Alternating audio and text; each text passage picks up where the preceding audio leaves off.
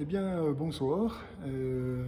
C'est avec grand plaisir que je vais partager cette petite vidéo avec vous dans cette magnifique hacienda à Quito en Équateur où j'ai la chance de résider de nuit pendant ce voyage.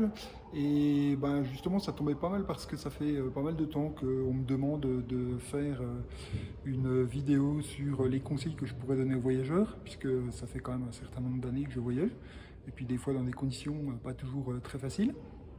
Donc, ben, je propose en toute simplicité de vous donner voilà, quelques petits conseils que peut-être vous aurez envie de suivre si vous voyagez.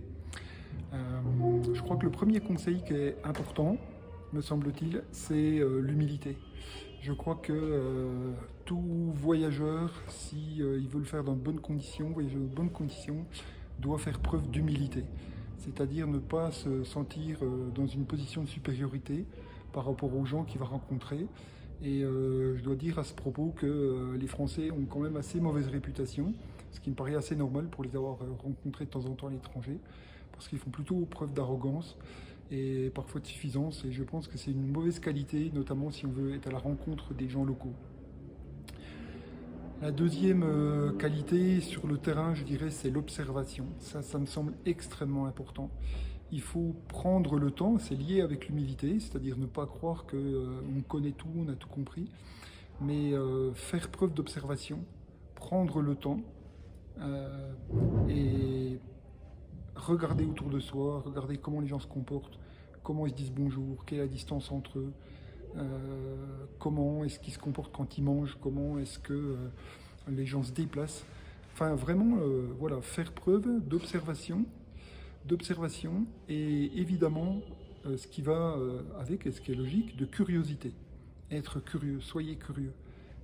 Essayez de regarder, des fois c'est dans les détails, c'est dans les petits coups d'œil. J'ai une petite anecdote là-dessus, j'étais en Thaïlande pour déjà le 3 4e voyage et il y avait devant moi des Français qui faisaient un peu les malins avec les billets qui dépassaient de la poche et puis voilà, qui pensaient qu'ils étaient en train de négocier le bon prix. Et j'ai vu un tout petit regard du gars, du Thaïlandais, qui louait les bateaux. Et je peux vous dire que ce regard, s'ils avaient été un peu plus observateurs, il en disait long. Clairement, ils ont payé 2 fois le prix normal, mais je pense qu'ils l'ont pas volé. Tout simplement parce qu'ils ont fait preuve d'arrogance et de peu d'observation et de bien peu de curiosité par rapport à comment les choses se passent dans ce pays-là, mais dans les pays en général. Voilà.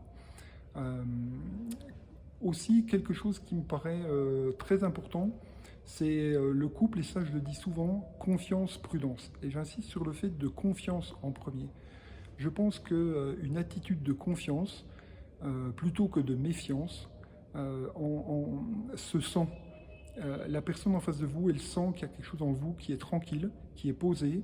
Et si vous avez en plus ces qualités d'humilité, d'observation, de curiosité, eh bien, les autres en face vont s'en rendre compte. Vous allez poser une petite question, vous allez voilà, vous intéresser un petit peu.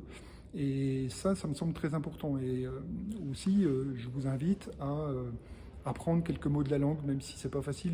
Pour avoir été dans des pays de langue à ton, dans le sud-est asiatique, c'est très compliqué. Parce que avec en disant mais, on peut dire voiture ou garage ou même peut-être plus loin que ça, peut-être complètement autre chose. Mais en tout cas, les gens apprécieront que vous fassiez ce petit effort et c'est vraiment, je crois, important aussi dans les qualités que je viens de nommer. Alors évidemment, il y a aussi une qualité qui doit être la prudence. Évidemment, la prudence est de mise quand on voyage, mais peut-être pas seulement d'ailleurs, mais en tout cas quand on est dans un endroit qu'on ne connaît pas, où on ne maîtrise pas la culture, on ne maîtrise pas la langue, on ne maîtrise pas les habitudes, c'est vrai qu'une certaine prudence s'impose. Mais pour tout ça, j'ai envie de vous dire que vous devez juste être des êtres humains.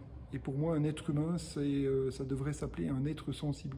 Parce que nous sommes des êtres sensibles. Et au fond, nous avons cette sensibilité, nous avons cette compréhension de ce qui se passe entre nous et la personne que l'on rencontre. D'ailleurs, évidemment, elle l'a aussi. Et nous pouvons avoir accès à une information, non pas, comme je dis, dans la tête, mais plutôt au niveau du cœur. Ça, c'est vraiment important. Et même faites confiance à ce que ressent votre corps. Hein. Si tout d'un coup, vous avez quelque chose dans votre corps dans lequel vous n'êtes pas bien, avec lequel vous n'êtes pas bien, faites confiance, écoutez ça. Voilà, faites confiance à votre corps pour le coup. Et du coup, peut-être qu'il y a une prudence à avoir. Dans l'ensemble de mes voyages, quelquefois, il m'est arrivé, voilà, je me rappelle, sur un quai de port en attendant un bateau, un jeune Thaïlandais est venu me proposer de la drogue. Ça, c'est vraiment la très mauvaise idée en Thaïlande. Bon, je lui ai dit tranquillement, fermement que ça m'intéressait pas. J'arrête la conversation et puis je passe mon chemin. Voilà. Et dans d'autres situations, j'ai senti que ma présence n'était pas la bienvenue. Bon, je fais demi-tour et puis je m'en vais et tout se passe bien.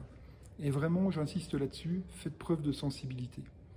Voilà, donc je crois que ben, si vous voulez essayer ça, humilité, observation, curiosité, le couple confiance, prudence, et puis ben, avec ça vous pourrez aller au bout du monde et puis découvrir des très belles choses. Pour ma part, ben, voilà, j'ai mis le t-shirt qui va bien, puisque ben, en tout cas j'ai rencontré des gens différents et puis j'ai aussi fait preuve de ces qualités dans l'océan où j'ai eu la chance de plonger avec des animaux qui potentiellement pouvaient être dangereux.